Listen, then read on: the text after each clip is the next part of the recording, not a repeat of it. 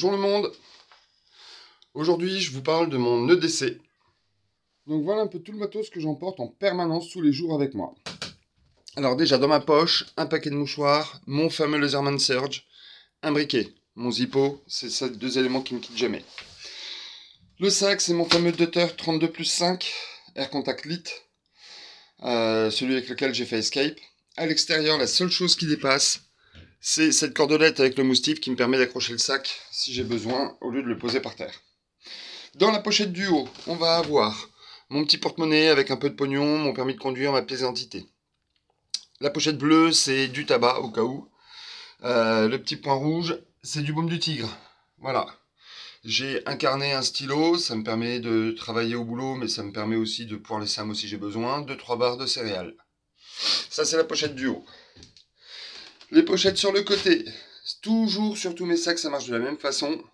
D'un côté, j'ai un paquet de mouchoirs, un briquet et la petite boîte, c'est un cendrier.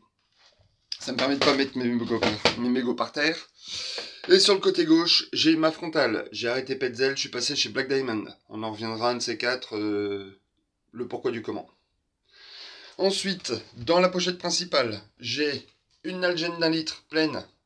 Mon quart 750 ml Vargo Titanium avec son couvercle qui me permet de pouvoir faire à manger, goûter mes lentilles qu'on verra un peu plus loin.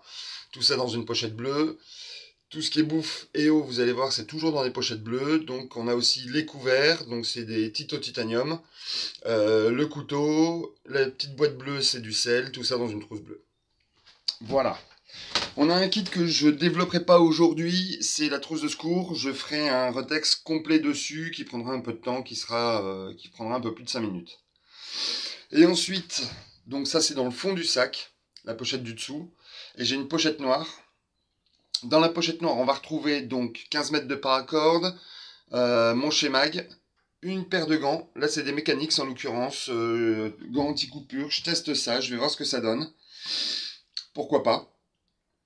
En termes de bouffe, j'ai une boîte de sardines, une portion de lentilles et des boules de thé au jasmin. C'est japonais, ça marche très bien, j'ai pas besoin de sucre, c'est top. En couteau de camp, là c'est vraiment du dépannage, donc c'est un couteau Bako. C'est l'équivalent du Mora, hein, ni plus ni moins, c'est la même chose. C'est un cadeau qu'on m'avait fait, j'en suis très très content. Et en kit feu, alors souvent j'ai des S-bits, là je suis avec des allumes-feu. Ça marche bien aussi.